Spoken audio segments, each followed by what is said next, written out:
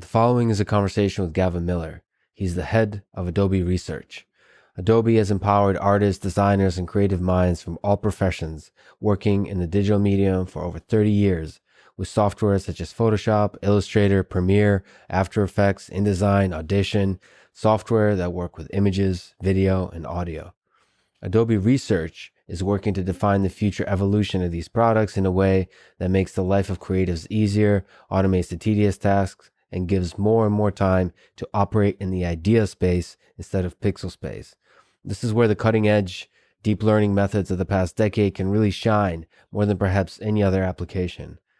Gavin is the embodiment of combining tech and creativity. Outside of Adobe Research, he writes poetry and builds robots, both things that are near and dear to my heart as well. This conversation is part of the Artificial Intelligence Podcast. If you enjoy it, subscribe on YouTube, iTunes, or simply connect with me on Twitter at Lex Friedman, spelled F-R-I-D. And now, here's my conversation with Gavin Miller.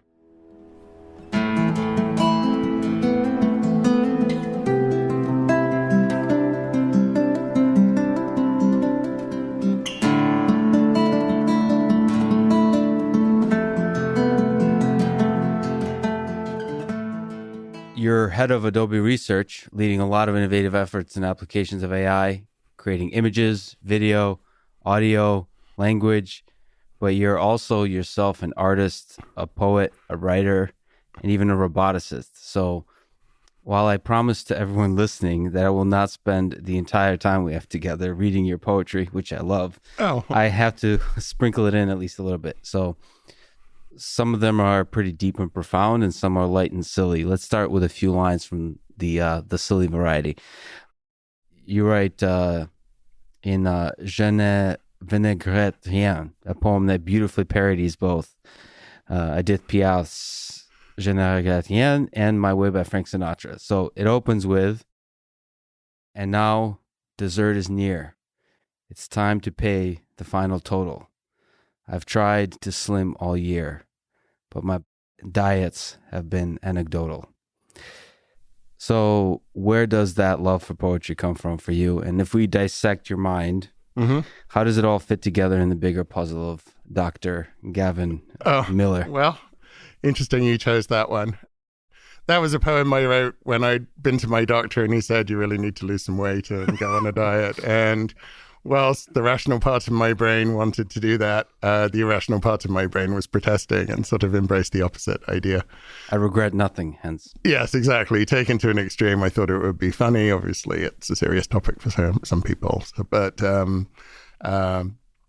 I think for me, I've always been interested in writing since I was in high school, as well as doing technology and invention. And sometimes there are parallel strands in your life that carry on, and, you know, one is more about your private life and one's more about your technological career. And then at sort of happy moments along the way, sometimes the two things touch. One idea informs the other. And we can talk about that as we go. Do you think your writing, the art, the poetry contribute indirectly or directly to your research, to your work in Adobe? Well, sometimes it does if I, say, imagine a future in a science fiction kind of way, and then once it exists on paper, I think, well, why shouldn't I just build that?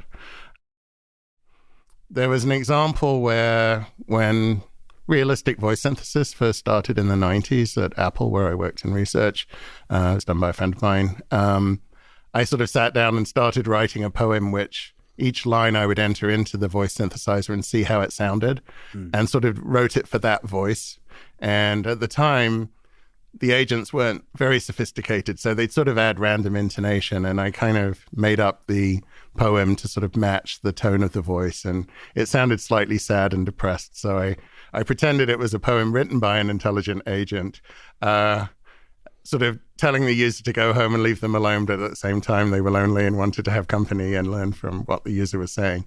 And at the time it was way beyond anything that AI could possibly do. But, you know, since then, it's becoming more within the bounds of possibility.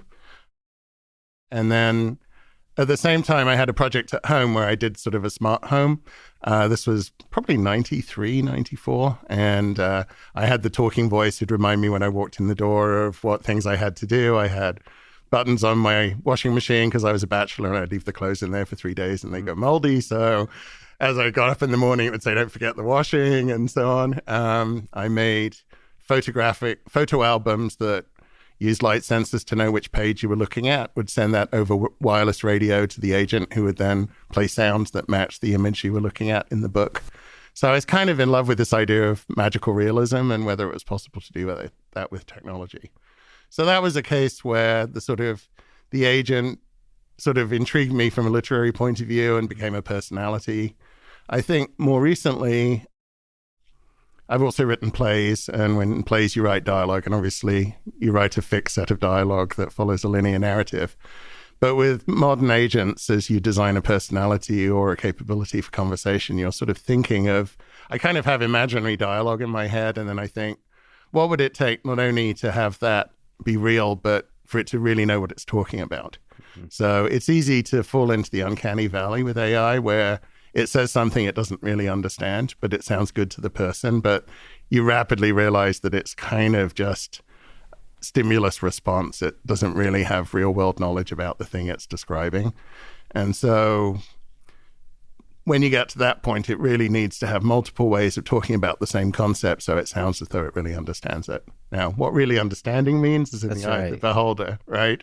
But if it only has one way of referring to something, it feels like it's a canned response. But if it can reason about it, or you can go at it from multiple angles and give a similar kind of response that people would, then it starts to seem more like there's something there that's sentient.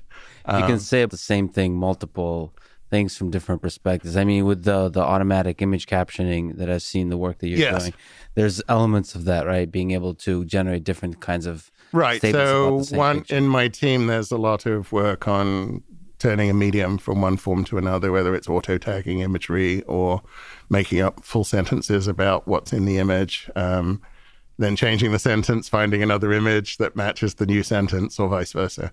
And in the modern world of GANs, you sort of give it a description and it synthesizes an asset that matches the description. So I've sort of gone on a journey. My early days in my career were about 3D computer graphics, the sort of pioneering work, sort of before movies had special effects done with 3D graphics, and sort of rode that revolution. And that was very much like the Renaissance, where people would model light and color and shape and everything. And now we're kind of in another wave where it's more impressionistic, and it's sort of the idea of something can be used to generate an image directly, which is sort of the new frontier in computer image generation using AI algorithms. So the creative process is more in the space of ideas, or becoming more in the space of ideas versus in the raw pixels. Well, it's interesting. It depends. I think at Adobe, we really want to span the entire range from really, really good, what you might call low-level tools. By low-level, as close to, say, analog workflows as possible. Mm-hmm. So what we do there is we make up systems that do really realistic oil paint and watercolor simulations. So if you want every bristle to behave as it would in the real world and leave a beautiful analog trail of water and then flow after you've made the brushstroke, you can do that. And that's really important for people who want to create something really expressive or really novel, because they have complete control. And then as certain other tasks become automated, it frees the artists up to focus on the inspiration and less of the perspiration. So thinking about different ideas, obviously, once you've finished the design, there's a lot of work to, say, do it for all the different aspect ratio of phones or websites and so on. And that used to take up an awful lot of time for artists. It still does for many, what we call content velocity. And one of the targets of AI is actually to reason about, from the first example of what are the likely intent for these other formats. Maybe if you change the language to German and the words are longer, how do you reflow everything so that it looks nicely artistic in that way? And so the person can focus on the really creative bit in the middle, which is what is the look and style and feel, and what's the message, and what's the story and the human element. So I think creativity is changing. So that's one way in which we're trying to just make it easier and faster and cheaper to do, so that there can be more of it, more demand, because it's less expensive. So everyone wants beautiful artwork for everything from a school website to Hollywood movie.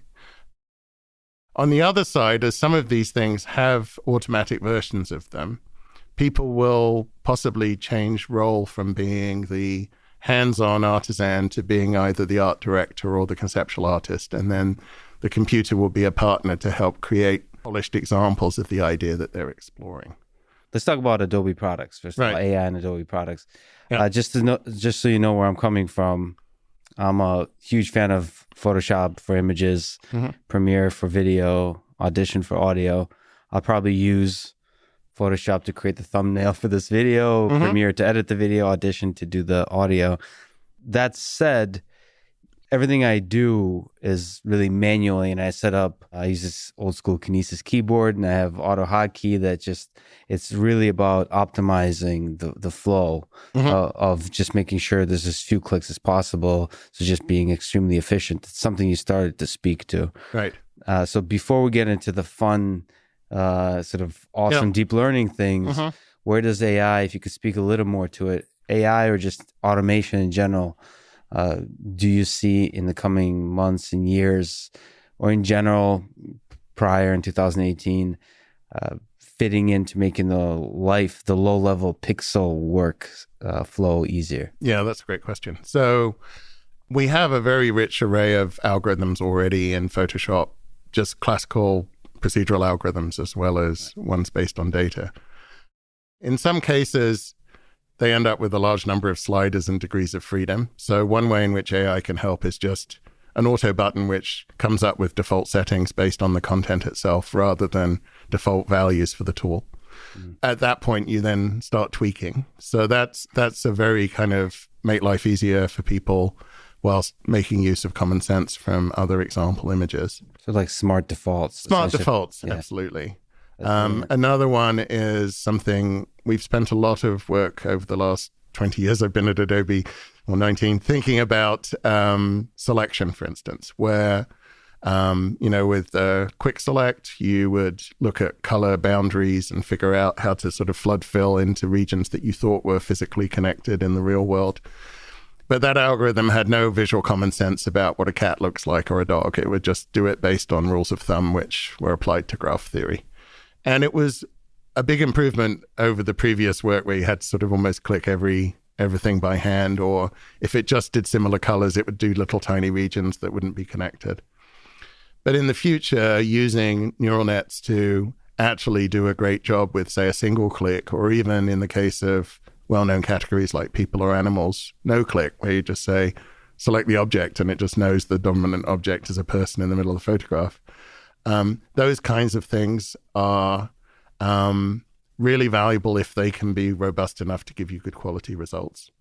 Or they can be a great start for like tweaking it. So, for example, background removal. Correct. Like one thing I'll in a thumbnail, I'll take a picture of you right now and essentially remove the background behind you.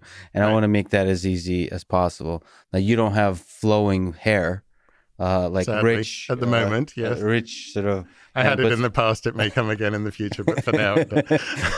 So that sometimes makes it a little more challenging to remove the background. How difficult do you think is that problem for AI for basically making the quick selection tool smarter and smarter and smarter? Well, we have a lot of research on that already. If you want a sort of quick, cheap and cheerful look, I'm pretending I'm in Hawaii, but it's sort of a joke, then you don't need perfect boundaries. And you can do that today with a single click with the algorithms we have. We have other algorithms where with a little bit more guidance on the boundaries, like you might need to touch it up a little bit. We have other algorithms that can pull a nice matte from a crude selection. So we have combinations of tools that can do all of that. And at our recent Max conference, Adobe Max, we demonstrated how very quickly, just by drawing a simple polygon around the object of interest, we could not only do it for a single still, but we could pull pull at least a selection mask from a moving target, like a person dancing in front of a brick wall or something. So it's going from hours to a few seconds for workflows that are really nice. And then you might go in and touch up a little.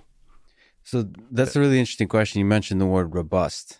There's a journey for an idea, right? And what you presented probably at Max has elements of just sort of, it inspires the concept. It can work pretty well in majority of cases. But how do you make something that works well in majority of cases? How do you make something that works maybe in all cases, or becomes a robust tool? There are a couple of things. So that really touches on the difference between academic research and industrial research. Right. So in academic research, it's really about who's the person to have the great new idea that shows promise. And we certainly love to be those people too. But we have sort of two forms of publishing. One is academic peer review, which we do a lot of, and we have great success there as much as some universities. But then we also have shipping, which is a different type of peer. And then we get customer review, as well as, product critics. And that might be a case where it's not about being perfect every single time, but perfect enough of the time, plus a mechanism to intervene and recover where you do have mistakes. So we have the luxury of very talented customers. We don't want them to be overly taxed doing it every time, but if they can go in and just take it from 99 to 100 with the touch of a mouse or something, then for the professional end, that's something that we definitely want to support as well. And for them, it went from having to do that tedious task all the time to much less often. So I think that gives us an out. If it had to be 100% automatic all the time, then that would delay the time at which we could get to market. So on that thread, maybe you can untangle something. Again, I'm sort of just speaking to my own experience. Yeah, no, that's fine. Maybe that is the most useful, I think. Absolutely. So I think Photoshop, as an example, or Premiere, has a lot of amazing features that I haven't touched. Mm-hmm. And so in terms of AI helping make my life or the life of creatives easier, how this collaboration between human and machine, how do you learn to collaborate better? How do you learn the new algorithms? Is it something where you have to watch tutorials and you have to watch videos and so on? Or do you think about the experience itself through exploration being the teacher? We absolutely do. So I'm glad that you brought this up. We sort of think about two things. One is helping the person in the moment to do the task that they need to do, but the other is thinking more holistically about their journey learning a tool. And almost like, think of it as Adobe University, where you use the tool long enough, you become an expert. And not necessarily an expert in everything. It's like living in a city. You don't necessarily know every street, but you know the important ones you need to get to. So we have projects in research which actually look at the thousands of hours of tutorials online and try to understand what's being taught in them. And then we had one publication at Kai where it was looking at, given the last 3 or 4 actions you did, what did other people in tutorials do next? So if you want some inspiration for what you might do next, or you just want to watch the tutorial and learn from people who are doing similar workflows to you, you can without having to go and search on keywords and everything. So really trying to use the context of your use of the app to make intelligent suggestions, either about choices that you might make or in a more assistive way where it could say, if you did this next, we could show you. And that's basically the frontier that we're exploring now, which is if we really deeply understand the domain in which designers and creative people work, can we combine that with AI and pattern matching of behavior to make intelligent suggestions, either through, verbal possibilities or just showing the results of if you try this. And that's really the sort of, I was in a meeting today thinking about these things. Well, so it's still a grand challenge. We'd all love an artist over one shoulder and a teacher over the other, right? Yeah. And we hope to get there. And the right thing to do is to give enough at each stage that it's useful in itself, but it builds a foundation for the next level of expectation. Are you aware of this gigantic medium of YouTube that's creating just a bunch of creative people, both artists and teachers of different kinds? Absolutely. And the more we can understand those media types, both visually and in terms of transcripts and words, the more we can bring the wisdom that they embody into the guidance that's embedded in the tool. That would be brilliant to remove the barrier from having to yourself type in the keyword, searching, so on. Absolutely. And then in the longer term, an interesting discussion is, does it ultimately not just assist with learning the interface we have, but does it modify the interface to be simpler? Or do you fragment into a variety of tools, each of which has a different level of visibility of the functionality? I like to say that if you add a feature to a GUI, you have to have yet more visual complexity confronting the new user. Whereas if you have an assistant with a new skill, if you know they have it, so you know to ask for it, then it's sort of additive without being more intimidating. So we definitely think about new users and how to onboard them. Many actually value the idea of being able to master that complex interface and keyboard shortcuts like you were talking about earlier, because with great familiarity, it becomes a musical instrument for expressing your visual ideas. And other people just want to get something done quickly in the simplest way possible. And that's where a more assistive version of the same technology might be useful, maybe on a different class of device, which is more in context for capture, say.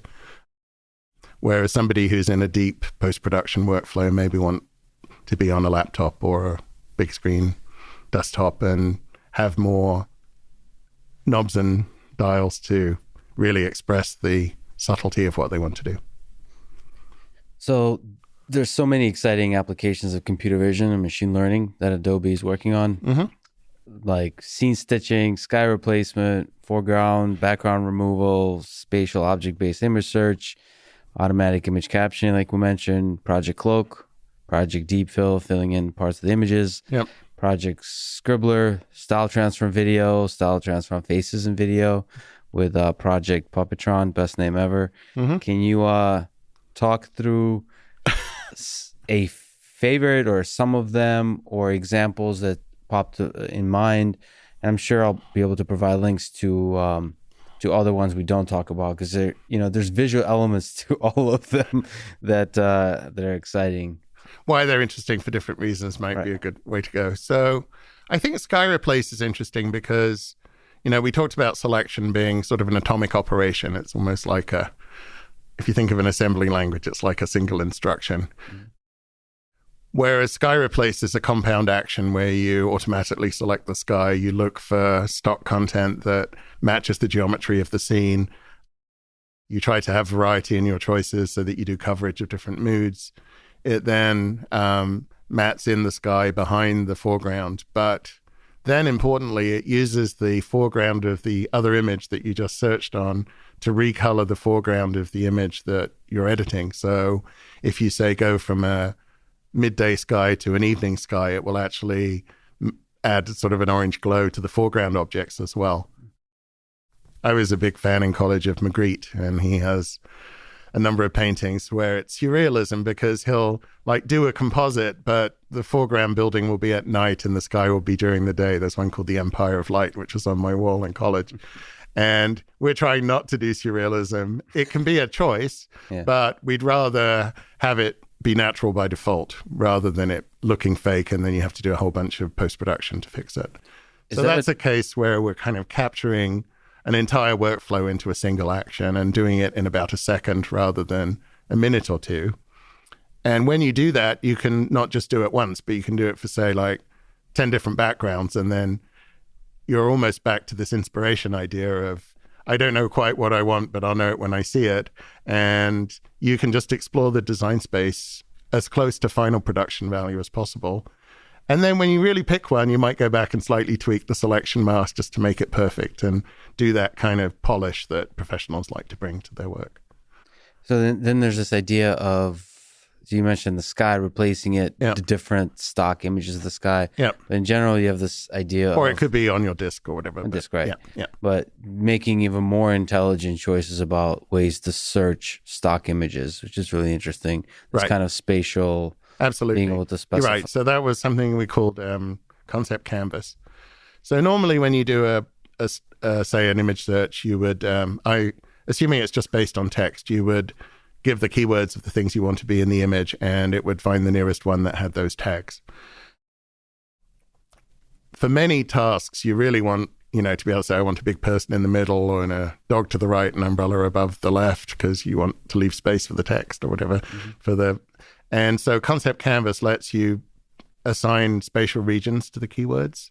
And then we've already pre-indexed the images to know where the important concepts are in the picture. So we then go through that index matching to assets. And even though it's just another form of search, because you're doing spatial design or layout, it starts to feel like design. You sort of feel oddly responsible for the image that comes back as if you invented it a little bit. So it's a good example where giving enough control starts to make people have a sense of ownership over the outcome of the event. And then we also have technologies in Photoshop where you physically can move the dog in post as well. But for Concept Canvas, it was just a very fast way to sort of loop through and be able to lay things out. And in terms of being able to remove objects from a scene and fill in the background automatically, so that's extremely exciting, and so neural networks are stepping in there. I just talked this week with Ian Goodfellow. So the GANs for doing that is definitely one approach. So is that a really difficult problem? Is it as difficult as it looks, again, to take it to a robust product level?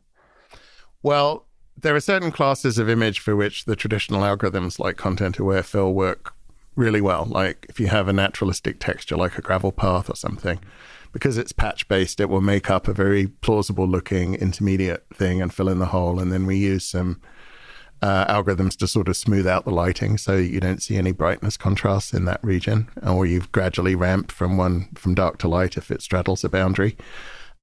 Where it gets complicated is if you have to infer invisible structure behind the person in front. And that really requires a common sense knowledge of the world to know what, if I see 3/4 of a house, do I have a rough sense of what the rest of the house looks like? If you just fill it in with patches, it can end up sort of doing things that make sense locally, but you look at the global structure and it looks like it's just sort of crumpled or messed up. And so what GANs and neural nets bring to the table is this common sense learned from the training set. And the challenge right now is that the generative methods that can make up missing holes using that kind of technology are still only stable at low resolutions.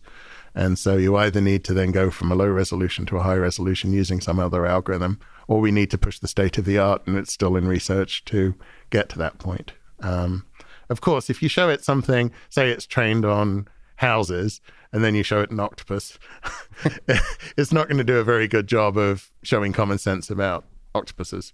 So again, you were asking about how you know that it's ready for prime time. You really need a very diverse training set of images. And ultimately, that may be a case where you put it out there with some guardrails where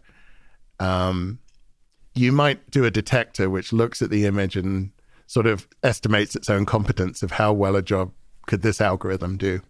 So eventually, there may be this idea of what we call an ensemble of experts, where any particular expert is specialized in certain things. And then there's sort of either they vote to say how confident they are about what to do. This is sort of more future looking.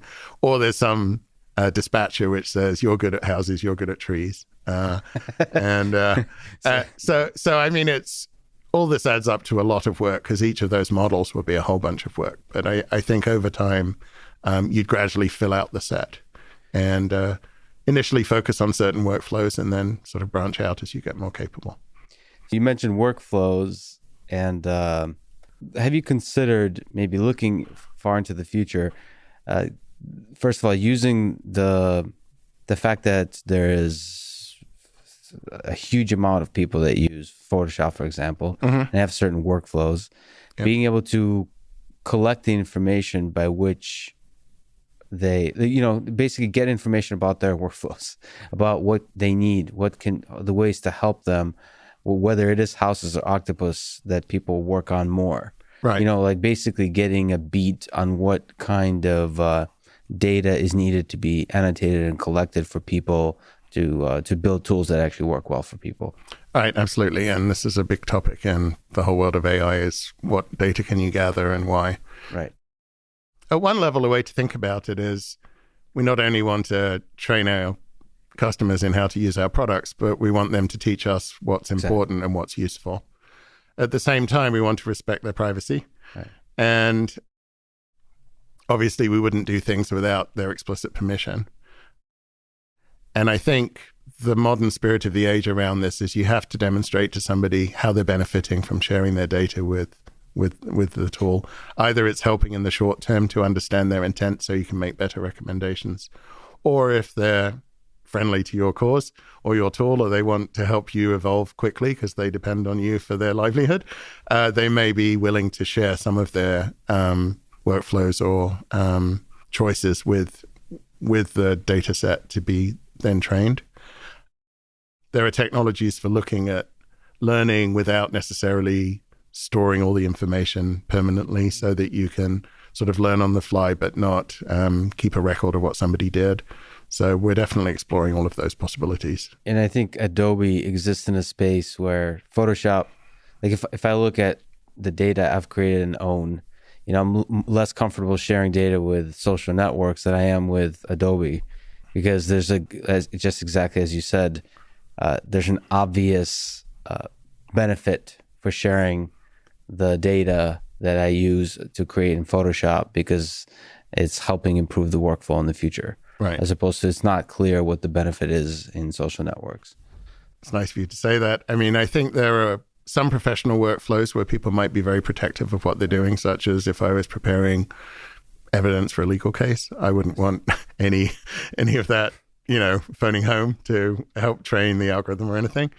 There may be other cases where people are, say, having a trial version, or they're doing I'm not saying we're doing this today, but it's a future scenario where somebody has a more permissive relationship with Adobe where they explicitly say, I'm fine, I'm only doing hobby projects or things which are non-confidential, and in exchange for some benefit, tangible or otherwise, I'm willing to share very fine-grained data. So another possible scenario is to capture relatively crude high-level things from more people and then more detailed knowledge from people who are willing to participate. We do that today with explicit customer studies where, we go and visit somebody and ask them to try the tool and we human observe what they're doing. In the future, to be able to do that enough to be able to train an algorithm, we'd need a more systematic process, but we'd have to do it very consciously because one of the things people treasure about Adobe is a sense of trust. And we don't want to endanger that through overly aggressive data collection. So we have a chief privacy officer, and it's definitely front and center of thinking about AI rather than an afterthought. Well, when you start that program, sign me up. Okay, happy to. Is there other projects that you wanted to mention that I didn't perhaps that pop into mind? Well, you covered a number. I think you mentioned Project Puppetron. I think that one is interesting because it's, you might think of Adobe as only thinking in 2D. And that's a good example where we're actually thinking more three-dimensionally about how to assign features to faces so that we can, so what Puppetron does, it takes either a still or a video of a person talking, and then it can take a painting of somebody else and then apply the style of the painting to the person who's talking in the video. And it, unlike a sort of screen door post filter effect that you sometimes see online, it really looks as though it's sort of somehow attached or reflecting the motion of the face. And so that's a case where even to do a 2D workflow like stylization, you really need to infer more about the 3D structure of the world. And I think as 3D computer vision algorithms get better, initially they'll focus on particular domains like faces where you have a lot of prior knowledge about structure and you can maybe have a parameterized template that you fit to the image. Mm-hmm. But over time, this should be possible for more general content. And it might even be invisible to the user that you're doing 3D reconstruction, but under the hood, but it might then let you do edits much more reliably or correctly than you would otherwise. And, the face is a very important application, right? So making things work. And a very sensitive one. If you do something uncanny, it's very disturbing. That's right. Yeah. Yeah. You have to get it. You have to get it right. So in the space of augmented reality and virtual reality. Yes. Where do you think is the role of AR and VR in the content we consume as people, as consumers, and in the content we create as creators No, that's today? a great question. We think about this a lot too. So I think VR and AR serve slightly different purposes. So VR can really transport you to an entire immersive world, no matter what your personal situation is. To that extent, it's a bit like a really, really widescreen television, where it sort of snaps you out of your context and puts you in a new one. And I think it's still evolving in terms of the hardware. I actually worked on VR in the 90s, trying to solve the latency and sort of nausea problem, which we did, but it was very expensive and a bit early. There's a new wave of that now, I think, and increasingly those devices are becoming all-in-one rather than something that's tethered to a box. I think the market seems to be bifurcating into things for consumers and things for professional use cases, like for architects and people designing where your product is a building and you really want to experience it better than looking at a scale model or a drawing, I think, or even than a video. So I think for that, where you need a sense of scale and spatial relationships, it's great. Mm-hmm. I think AR holds the promise of sort of taking digital assets off the screen and putting them in context in the real world, on the table in front of you, on the wall behind you. And that has the corresponding need that the assets need to adapt to the physical context in which they're being placed. I mean, it's a bit like having a live theater troupe come to your house and put on Hamlet. My mother had a friend who used to do this at stately homes in England for the National Trust. And they would adapt the scenes, and even they'd walk the audience through the rooms to see the action based on the country house they found themselves in for 2 days. And I think AR will have the same issue that, you know, if you have a tiny table in a big living room or something, it'll try to figure out what can you change and what's fixed. And there's a little bit of a tension between fidelity, where if you captured, say, Nureyev doing a fantastic ballet, you'd want it to be sort of exactly reproduced, and maybe all you could do is scale it down. Whereas somebody telling you a story might be walking around the room doing some gestures, and that could adapt to the room in which they were telling the story. And so, do you think fidelity is that important in that space, or is it more about the storytelling? I think it may depend on the characteristic of the media. If it's a famous celebrity, then it may be that you want to catch every nuance and they don't want to be reanimated by some algorithm. It could be that if it's really, you know, a lovable frog telling you a story, and it's about a princess and a frog, then it doesn't matter if the frog moves in a different way. I think a lot of the ideas that have sort of grown up in the game world will now come into the broader commercial sphere once they're needing adaptive characters in AR. Are you thinking of engineering tools that allow creators to create in the augmented world, basically making a Photoshop for the augmented world? Well, we have shown a few demos of sort of taking a Photoshop layer stack and then expanding it into 3D. That's actually been shown publicly as one example in AR. Where we're particularly excited at the moment is in 3D. 3D design is still a very challenging space, and we believe that it's a worthwhile experiment to try to figure out if AR or immersive makes 3D design more spontaneous. Can you give me an example of 3D design, just like applications? Literally, a simple one would be laying out objects, right? So on a conventional screen, you'd sort of have a plan view and a side view and a perspective view, and you'd sort of be dragging it around with the mouse. And if you're not careful, it would go through the wall and all that. Right. Whereas if you were really laying out objects say in a VR headset, you could literally move your head to see a different viewpoint. They'd be in stereo, so you'd have a sense of depth because you're already wearing the depth glasses, right?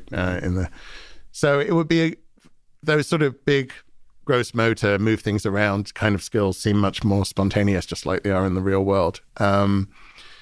The frontier for us, I think, is whether that same medium can be used to do fine-grained design tasks, like very accurate, constraints on, say, a CAD model or something. That may be better done on a desktop, but it may just be a matter of inventing the right UI.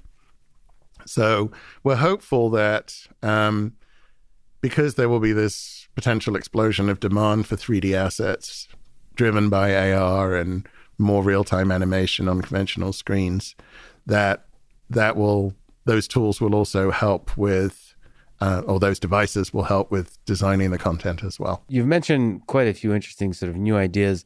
And at the same time, there's old timers like me that are stuck in their old ways and well, I think I'm the old timer. Okay, all right. But the opposed all change at all costs kind yes. of.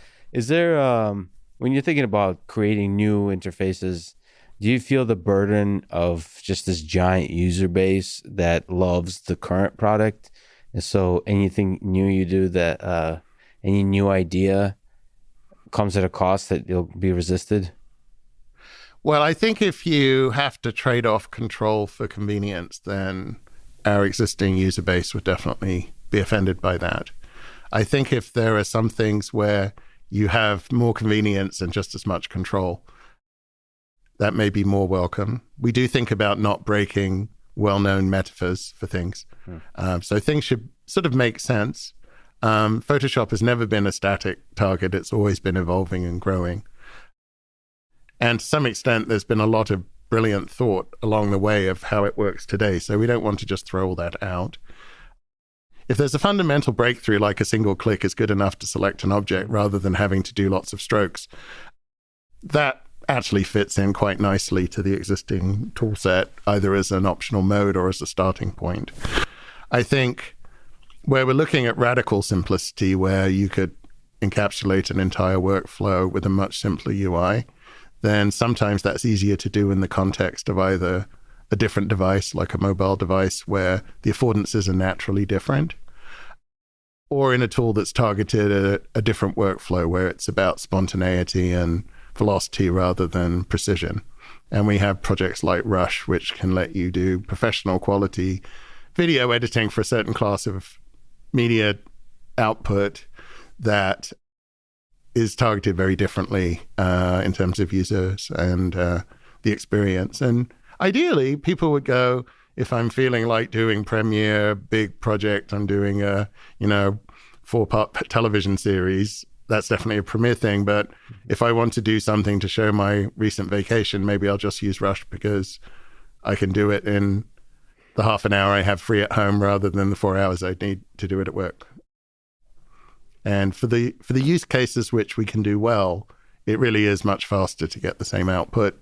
But the more professional tools obviously have a much richer toolkit and more flexibility in what they can do. And at the same time, with the flexibility and control, I like this idea of smart defaults, of using AI to coach you to like what Google has I'm feeling lucky button. Right. Or one button kind of gives you a pretty good set of settings, and then that's almost an educational tool. Absolutely. Yeah. To show, because sometimes when you have all this control, you're not sure about the correlation between the different bars that control different elements of the image and so on. And sometimes there's a degree of, you don't know what the optimal is. And then some things are sort of on demand, like help, right? Where I'm stuck, I need to know what to look for, I'm not quite sure what it's called. Right. And something that was proactively making helpful suggestions, or, you could imagine a make a suggestion button where you'd use all of that knowledge of workflows and everything to maybe suggest something to go and learn about, or just to try or show the answer. Yeah. And maybe it's not one intelligent default, but it's like a variety of defaults. And then you go, oh, I like that one. Yeah. Several options. Yeah. So back to poetry. Yes. We're gonna interleave. So first few lines of a recent poem of yours before I ask the next question. Yeah. This is about the smartphone. Today I left my phone at home and went down to the sea. The sand was soft, the ocean glass, but I was still just me. So this is a poem about you leaving your phone behind and feeling quite liberated because of it. Mm-hmm. So this is kind of a difficult topic, and let's see if we can talk about it, figure it out. But so with the help of AI, more and more, we can create sort of versions of ourselves, versions of reality that are in some ways more beautiful than actual reality. Mm-hmm. And some of the creative effort there is part of doing this, creating this illusion. So, of course, this is inevitable, but how do you think we should adjust as human beings to live in this digital world that's partly artificial, like that's better than the world that we lived in 100 years ago, when you didn't have Instagram and Facebook versions of ourselves and the online versions? This is sort of showing off better versions of ourselves. Using the tooling of modifying the images, or even with artificial intelligence, ideas of deep fakes and creating adjusted or fake versions of ourselves in reality. I think it's an interesting question. You asked sort of historical bent on this. So, I actually wonder if 18th century aristocrats who commissioned famous painters to paint portraits of them had portraits that were slightly nicer than they actually looked in practice. Well played, sir. So that human desire to put your best foot forward has always been true. I think it's interesting. You sort of framed it in two ways. One is, if we can imagine alternate realities and visualize them, is that a good or bad thing? Right. In the old days, you do it with storytelling and words and poetry, which still resides sometimes on websites. But, we've become a very visual culture in particular. In the 19th century, we're very much a text-based culture. People would read long tracts. Political speeches were very long. Nowadays, everything's very kind of quick and visual and snappy. I think it depends on how harmless your intent. A lot of it's about intent. So if you have a somewhat flattering photo that you pick out of the photos that you have in your inbox to say, this is what I look like, it's probably fine. If someone's going to judge you by how you look, then they'll decide soon enough when they meet you whether the reality, Yeah, right. I think where it can be harmful is if people hold themselves up to an impossible standard, which they then feel bad about themselves for not meeting. I think that's definitely can be an issue. And but I think the ability to imagine and visualize an alternate reality, which sometimes of which you then go off and build later, can be a wonderful thing too. People can imagine architectural styles, which they then, have a startup, make a fortune, and then build a house that looks like their favorite video game. Is that a terrible thing? I think I used to worry about exploration, actually, that part of the joy of going to the moon when I was a tiny child, I remember it in grainy black and white, was to know what it would look like when you got there. And I think now we have such good graphics for visualizing the experience before it happens, that I slightly worry that it may take the edge off actually wanting to go. You know what I mean? Because we've seen it on TV. We kind of, by the time we finally get to Mars, we'll go, so it's Mars. That's what it looks like. But then, the outer exploration, I think Pluto was a fantastic recent discovery where nobody had any idea what it looked like, and it was just breathtakingly varied and beautiful. So I think expanding the ability of the human toolkit to imagine and communicate on balance is a good thing. I think there are abuses. We definitely take them seriously and try to discourage them. I think there's a parallel side where the public needs to know what's possible through events like this, right? Mm-hmm. So that you don't believe everything you read in print anymore. And it may over time become true of images as well. Or you need multiple sets of evidence to really believe something rather than a single media asset. So I think it's a constantly evolving thing. It's been true forever. There's a famous story about Anne of Cleves and Henry VIII, where luckily for Anne, they didn't get married, right? Or they got married and broke up in it. What's the story? So Holbein went and painted a picture, and then Henry VIII wasn't pleased, and history doesn't record whether Anne was pleased, but I think she was pleased not to be married more than a day or something. Yeah. So, this has gone on for a long time, but I think it's just part of the magnification of human capability. You've kind of built up an amazing research environment here, research culture, research lab, and you've written that the secret to a thriving research lab is interns. Can you unpack that a little bit? Oh, absolutely. So a couple of reasons. as you see, looking at my personal history, there are certain ideas you bond with at a certain stage of your career, and you tend to keep revisiting them through time.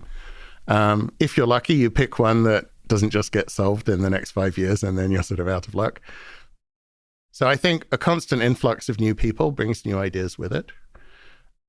From the point of view of industrial research, because a big part of what we do is really taking those ideas to the point where they can ship as very robust features, you end up investing a lot in a particular idea. And if you're not careful, people can get too conservative in what they choose to do next, knowing that the product teams will want it. And interns let you explore the more fanciful or unproven ideas in a relatively lightweight way, ideally leading to new publications for the intern and for the researcher. And it gives you then a portfolio from which to draw which idea am I going to then try to take all the way through to being robust in the next year or two to ship. So it sort of becomes part of the funnel. It's also a great way for us to identify future full-time researchers. Many of our greatest researchers were former interns. It builds a bridge to university departments so we can get to know and build an enduring relationship with the professors, whom we often do academic gift funds to as well, as an acknowledgement of the value the interns add and their own collaborations. So it's sort of a virtuous cycle. And then the long-term legacy of a great research lab, hopefully, will be not only the people who stay, but the ones who move through and then go off and carry that same model to other companies. And so we believe strongly in industrial research and how it can complement academia. And we hope that this model will continue to propagate and be invested in by other companies, which makes it harder for us to recruit, of course. But, that's a sign of success. And a rising tide lifts all ships in that sense. And where's the idea born with the interns? Is there brainstorming? Is there discussions about, like what? Where do the ideas come from? Well, yeah. As I'm asking the question, I realize how dumb it is, but I'm hoping you have a better answer at all. It's better answer than a question I ask at the beginning of every summer. Okay. So what will happen is we'll send out a call for interns. We'll have a number of resumes come in. People will contact the candidates, talk to them about their interests. They'll usually try to find somebody who has a reasonably good match to what they're already doing, or just has a really interesting domain that they've been pursuing in their PhD. And we think we'd love to do one of those projects too. And then the intern stays in touch with the mentor, as we call them. And then they come, and at the end of 2 weeks, they have to decide. So they'll often have a general sense by the time they arrive, and we'll have internal discussions about what are all the general ideas that we're wanting to pursue to see whether two people had the same idea and maybe they should talk and all that. But then once the intern actually arrives, sometimes the idea goes linearly and sometimes it takes a giant left turn and we go, that sounded good, but when we thought about it, there's this other project, or it's already been done and we found this paper, we were scooped, but we have this other great idea. So it's pretty flexible at the beginning. One of the questions for research labs is who's deciding what to do, and then who's to blame if it goes wrong, who gets the credit if it goes right. And so in Adobe, we push the needle very much towards freedom of choice of projects by the researchers and the interns, but then we reward people based on impact. So if the projects ultimately end up impacting the products and having papers and so on. And so the alternative model, just to be clear, is that you have one lab director who thinks he's a genius and tells everybody what to do, takes all the credit if it goes well, blames everybody else if it goes badly. So we don't want that model. And this helps new ideas percolate up. The art of running such a lab is that there are strategic priorities for the company, and there are areas where we do want to invest in pressing problems. And so it's a little bit of a trickle down and filter up meets in the middle. And so you don't tell people you have to do X, but you say X would be particularly appreciated this year. And then people reinterpret X through the filter of things they want to do and they're interested in. And it usually comes together very well. One thing that really helps is Adobe has a really broad portfolio of products. So if we have a good idea, there's usually a product team that is intrigued or interested. So it means we don't have to qualify things too much ahead of time. once in a while, the product teams sponsor an extra intern because they have a particular problem that they really care about, in which case it's a little bit more, we really need one of these. And then we sort of say, great, I get an extra intern. We find an intern, he thinks that's a great problem. But that's not the typical model. That's sort of the icing on the cake as far as the budget's concerned. And all of the above end up being important. It's really hard to predict at the beginning of the summer we all have high hopes of all of the intern projects, but ultimately some of them pay off and some of them sort of are a nice paper but don't turn into a feature. Others turn out not to be as novel as we thought, but they'd be a great feature, but not a paper. And then others, we make a little bit of progress and we realize how much we don't know, and maybe we revisit that problem several years in a row until it finally we have a breakthrough, and then it becomes more on track to impact a product. Jumping back to big overall view of Adobe Research, what are you looking forward to in 2019 and beyond? What is, you mentioned there's a giant suite of products, yes, giant suite of ideas, new interns, a large team of researchers. Where do you think, what do you think the future holds? In terms of the technological breakthroughs? Technological breakthroughs, especially ones that will make it into product, will get to impact the world. So I think the creative or the analytics assistants that we talked about, where they're constantly trying to figure out what you're trying to do and how can they be helpful and make useful suggestions, is a really hot topic. And it's very unpredictable as to when it'll be ready, but I'm really looking forward to seeing how much progress we make against that. I think some of the core technologies like generative adversarial networks are immensely promising, and seeing how quickly those become practical for mainstream use cases at high resolution with really good quality is also exciting. And they also have this sort of strange way of, even the things they do oddly are odd in an interesting way. So it can look like dreaming or something. So that's fascinating. I think internally we have a Sensei platform, which is a way in which we're pooling our neural net and other intelligence models into a central platform, which can then be leveraged by multiple product teams at once. So we're in the middle of transitioning from once you have a good idea, you pick a product team to work with, and you sort of hand design it for that use case, to a more sort of Henry Ford, stand it up in a standard way, which can be accessed in a standard way, which should mean that the time between a good idea and impacting our products will be greatly shortened. And when one product has a good idea, many of the other products can just leverage it too.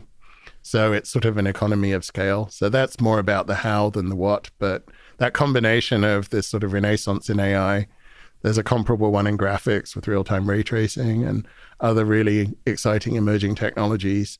And when these all come together, you'll sort of basically be dancing with light, right? Where you'll have real-time shadows, reflections, and as if it's a real world in front of you, but then with all these magical properties brought by AI, where it sort of anticipates or modifies itself in ways that make sense based on how it understands the creative task you're trying to do. That's a really exciting future for creative, for myself too, as a creator. So first of all, I work in autonomous vehicles. I'm a roboticist. I love robots. And I think you have a fascination with snakes, both natural and artificial snake robots. Absolutely. I share your fascination. I mean, their movement is beautiful, adaptable. The adaptability is fascinating. There are, I looked it up, 2,900 species of snakes in the world. Wow. 375 venomous. Some are tiny, some are huge.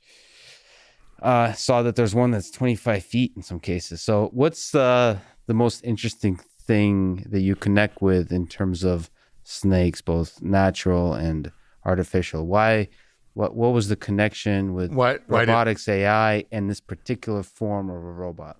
Well, it actually came out of my work in the 80s on computer animation, where I started doing things like cloth simulation and other kind of soft body simulation. And you'd sort of drop it and it would bounce, and then it would just sort of stop moving. And I thought, well, what if you animate the spring lengths and simulate muscles? And the simplest object I could do that for was an earthworm. So I actually did a paper in 1988 called The Motion Dynamics of Snakes and Worms. And I read the physiology literature on both how snakes and worms move, and then did some of the early computer animation examples of that. And so your interest in robotics came out of graphics. Came out of simulation and graphics.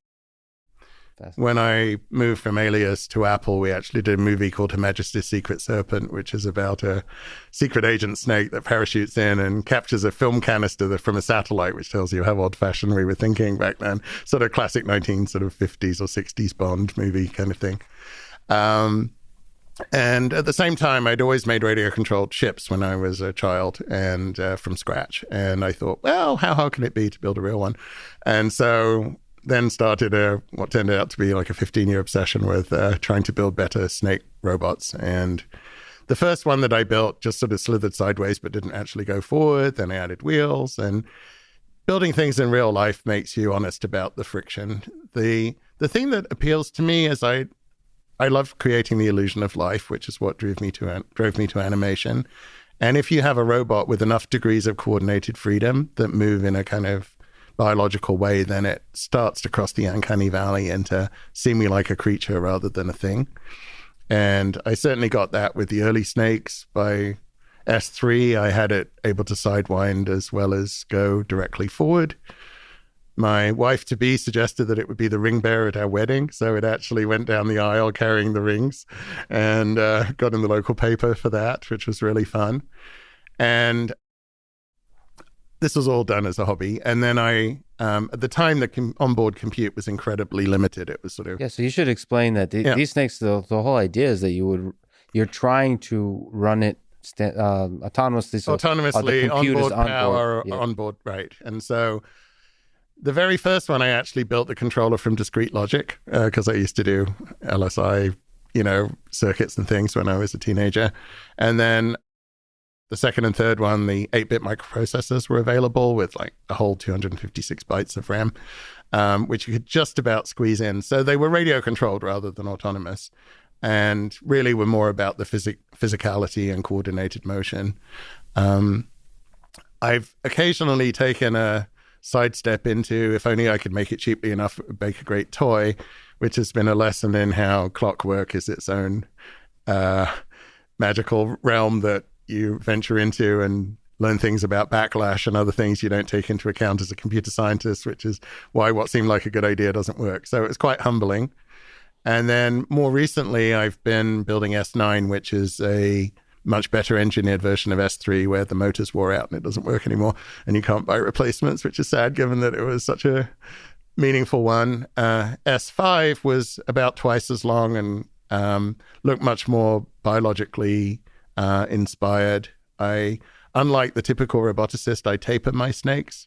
There are good mechanical reasons to do that, but it also makes them look more biological, although it means every segment's unique rather than a repetition, which is why most engineers don't do it. It actually saves weight and leverage and everything. And that one is currently on display at the International Spy Museum in Washington, D.C. Not that it's done any spying. It was on YouTube and it got its own conspiracy theory where people thought that it wasn't real because I work at Adobe, it must be fake graphics. And people would write to me, tell me it's real. And, they say the background doesn't move. And it's like, it's on a tripod, So that one, but you can see the real thing. So it really is true.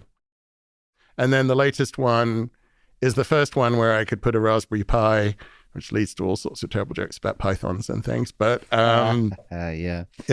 But this one can have onboard compute. And then where my hobby work and my work are converging is you can now add vision accelerator chips, which can evaluate neural nets and do object recognition and everything. So both for the snakes and more recently for the spider that I've been working on, having, desktop level compute is now opening up a whole world of true autonomy with onboard compute, onboard batteries, and still having that sort of biomimetic quality that that appeals to children in particular. They are really drawn to them, and adults think they look creepy, but children actually think they look charming. I gave a series of lectures at Girls Who Code to encourage people to take an interest in technology. And at the moment, I'd say they're still more expensive than the value that they add, which is why they're a great hobby for me, but they're not really a great product. It makes me think about doing that very early thing I did at Alias with changing the muscle rest lengths. If I could do that with a real artificial muscle material, then the next snake ideally would use that rather than motors and gearboxes and everything. It would be lighter, much stronger, and more continuous and smooth. So I like to say being in research is a license to be curious, and I have the same feeling with my hobby. It forced me to read biology and be curious about things that otherwise would have just been, National Geographic special. Suddenly I'm thinking, how does that snake move? Can I copy it? I look at the trails that sidewinding snakes leave in sand and see if my snake robots would do the same thing. So out of something inanimate, I like why you put it, try to bring life into it and beauty. Absolutely. And then ultimately give it a personality, which is where the intelligent agent research will converge with the vision and voice synthesis to give it a sense of having not necessarily human level intelligence. I think the Turing test is such a high bar, it's a little bit self-defeating, but having one that you can have a meaningful conversation with, especially if you have a reasonably good sense of what you can say. So not trying to have it so a stranger could walk up and have one, but so as a pet owner or a robot pet owner, you could know what it thinks about and what it can reason about. Or sometimes just meaningful interaction. If you have the kind of interaction you have with a dog, sometimes you might have a conversation, but it's usually one way. Absolutely. And right. Nevertheless, it feels like a meaningful connection. And one of the things that I'm trying to do in the sample audio that we'll play you is beginning to get towards the point where the reasoning system can explain why it knows something or why it thinks something. And that, again, creates the sense that it really does know what it's talking about, but also for debugging, as you get more and more elaborate behavior, it's like, why did you decide to do that? How do you know that? I think the robots really are my muse for helping me think about the future of AI and what to invent next. So even at Adobe, that's mostly operating in the digital world. Correct. Do you see a future where Adobe even expands into the more physical world, perhaps? So bringing life not into animations, but bringing life into physical objects with whether it's, I'd have to say at the moment it's a twinkle in my eye. I think the more likely thing is that we will bring virtual objects into the physical world through augmented reality. And many of the ideas that might take 5 years to build a robot to do, you can do in a few weeks with digital assets. So I think when really intelligent robots finally become commonplace, they won't be that surprising because we'll have been living with those personalities in the virtual sphere for a long time. And then they'll just say, oh, it's, Siri with legs or Alexa on hoofs or something. So I can see that world coming.